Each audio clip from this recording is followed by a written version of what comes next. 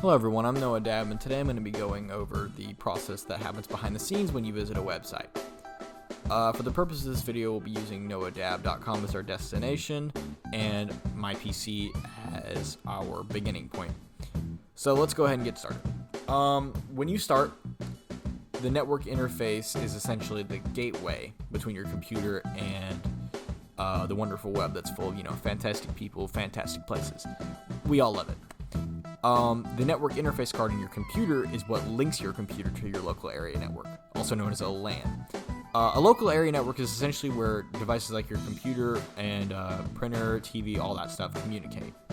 Think of it as a giant umbrella over your household that has all the devices in it that connect to the internet on it. That's what your LAN is. And the way it does this is through a device called a switch, which is essentially a hub for all your online devices.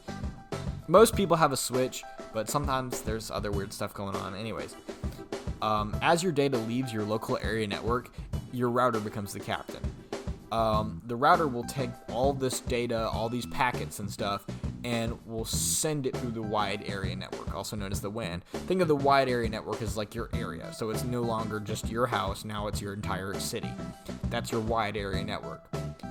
This is great for many reasons, but one, if you're having a bad game and you're just not doing too well, you can just blame it on your router entirely. Just say, hey, I'm having frame drops. Hey, my game's lagging. It's not me, I'm lagging. And that's an understandable excuse because this happens. Not everybody has an awesome, amazing router. Some people just have to work with what they have. But like I was mentioned earlier, packets. When you send data across the web, it's divided into packets. Each of these are wrapped in a layer of encapsulation with headers that contain vital information about that packet and what its contents do. The way I think of it is you have a pirate ship, right? And that pirate ship is guided by your router. The router tells it where it's going, how to get there, blah, blah, blah. Inside of that ship, there are packets, and I guess we'll say the packets are like barrels or something, and each of these barrels contain the data about like what that packet is, like whether it's game stats on how many kills I have in Overwatch, or what season of The Boys I'm watching, that sort of thing. That's kind of what you would see inside of a packet. These packets then embark on a journey larger than they ever dared to imagine. This time is known as the Great Packet Era. The packets sail to different routers, LANs, and WANs, with each destination guiding your packet closer to their destination. That didn't make any sense, did it? Let me explain a little bit better. So essentially, once your packet ship, we'll call it that, the packet ship, once it leaves your local area network, it stops at a bunch of different areas. It could be your friend Timmy's house. It stops there, then it stops at City Hall, and then it shoots across the country, and then it's finally at Epic Games headquarters so you can play Fortnite. You know what I mean? So what keeps track of how many times it stops is a hop count. This measures like the complexity of how like it got to the destination. And then once all this happens, this is pretty much the entire transformation part. They arrive at noahdab.com.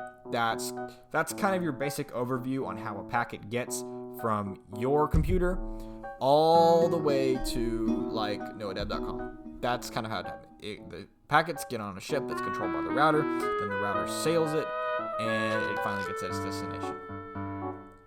One thing I should also mention is network media. The way network media works, I think of it like the seas that this packet ship travels on.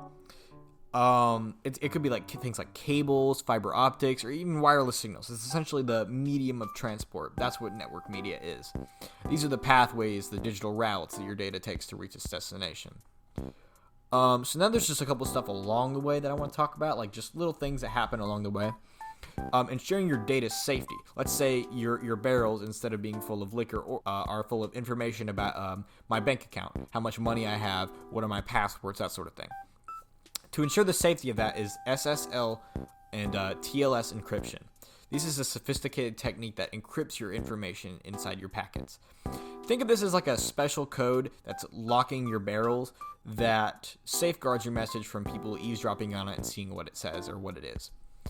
But before your router can begin transporting your packets, like getting that ship out onto the water and sailing it to noahdab.com, there's a three-way handshake that must take place between the website and your computer.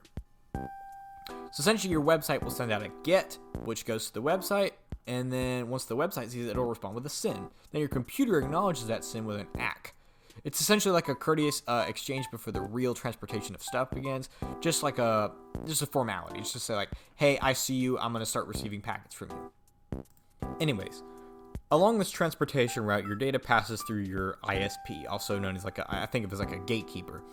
Essentially, think of this as a navy that's sole purpose is to route your packets to the most efficient seas to reach their audience. Essentially the navy or the ISP says, hey, go this way. Hey, turn this way. Hey, don't go here. Hey, don't stop here. And then your ship full of your packets and controlled by your router says, okay, great, we're going to do that. And then by collaborating with each other, your stuff will arrive on perfect time. It'll be great. That's essentially what ISP does. That's why things like Verizon or Spectrum are important, because they provide those services. One thing I should have touched on earlier is that every device has a network, or every device on a network has an IP address. This is akin to a home address for your packets. Simultaneously, a MAC address serves as a unique identifier for the specific device you're sending packets from, allowing for precise tracking through digital transport. A dynamic host configuration protocol, also known as DHCP, dynamically assigns these IP addresses to devices, which streamlines the addressing process and ensures that every device gets a proper label.